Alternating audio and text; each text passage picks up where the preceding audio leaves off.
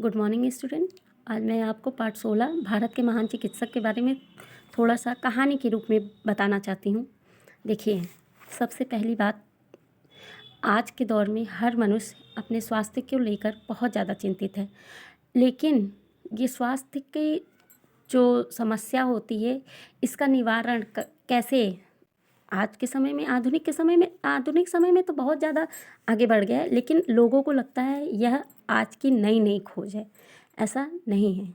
इस पाठ में हमें सुश्रुत जी नाम के और चरक नाम के दो महान चिकित्सक के बारे में बताया गया है, जिन्होंने बताया कि यह हजारों वर्ष पूर्व ही इन्होंने इन सब स्वास्थ्य संबंधी, शरीर की संरचना संबंधी सभी चीज़ों को उन्होंने जान लिया था, पढ़ लिया था और अपनी संहिता में संकलित कर लिया था।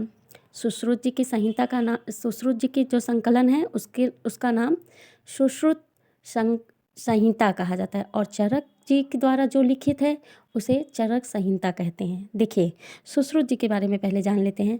एक बार क्या होता है कि एक यात्री होता है, अजनबी इंसान होता है, वो रात में आता है और सुश्रुत जी का दरवाज़ा खटखटाता है। तो उन्होंने पूछा कि कौन है, तो उसने बताया कि अरे मैं अजनबी हूँ, यात्री हूँ, मुझे दवा की या फिर आपकी बहुत आवश्यकता है, आप मेरा थोड़ा सा इलाज कर लीजिए। जब उन्होंने दरवाज़ा खोला तो देखा कि अरे इसकी तो नाक कटी हुई है, उसे चोट वगैरह लगे थे, बहुत ज़्यादा चोट थी।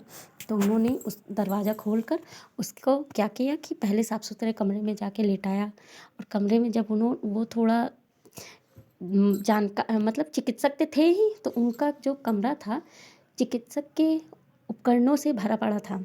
उन्होंने इसको साफ कमरे में लिटा दिया और एक नशीला पदार्थ देता है। देखिए, समझने की बात, नशीला द्रव्य पदार्थ तब उस समय वही मिलता था। अब इतना टैबलेट इंजेक्शन का ज़माना नहीं था, उस समय वही था। उन्होंने नशीला द्रव्य पदार्थ इसलिए पिलाया उसको क्योंकि जो उसकी चिकित्सा करते चाकू से या फिर किसी से चीज़ से, धारदार वस्तु से, तो उसे दर्द कम हो।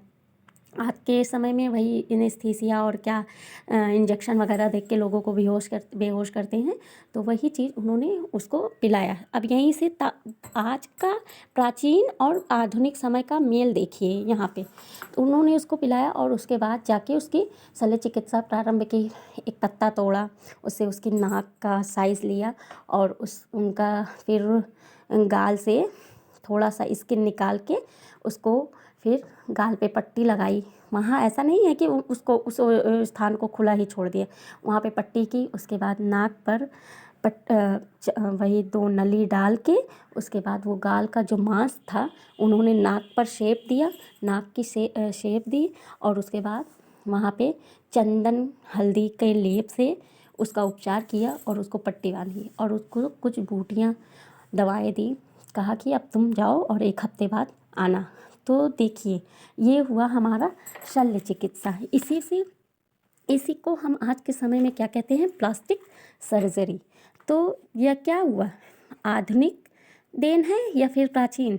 तो ये सुश्रुत जी ने बहुत वर्षों पहले ही बता दिया था कि प्लास्टिक सर्जरी, उस समय में उसी को शल्य चिकित्सा कहा जाता था और आज के समय में प्लास्टिक सर्जरी हो गई। तो अब सुश्रुत जी का जन्म देख लेते हैं। ये जो है ईसा पूर्व शताब्दी में काशी में हुआ था और इनके वंशज कौन थे, विश्वामित्र जी थे। और ये ऐसे पहले चिकित्सक थे जिन्होंने शल्य क्रिया का प्रचार किया था, जिसे हम आज के समय में सिजेरियन ऑपरेशन का नाम देते हैं। उसे हम शल्य चिकित्सा भी कहते हैं। ये पहले चिकित्सक थे जिन्होंने बताया कि हाँ ऐसा कुछ होता है। अब देखिए, चरक जी के बारे में बता देते हैं। चरक जी जो थे ना, वो भी चिकित्सक ही थे।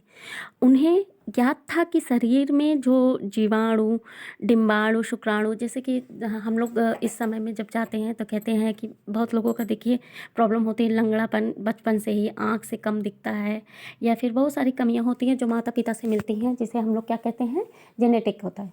तो उस समय में उन्होंने बता दिया कि ये आनुवांशिक है और यह किसके कारण है, डिम्बाणु और शुक्राणु की त्रुटि के कारण, माता पिता के दोष, मतलब डिम्बाणु और शुक्राणु मिलके हमारे शरीर में प्रवेश कर जाते हैं, इससे से होता है। ये हमारा क्या कहलाता है, आनुवांशिकता।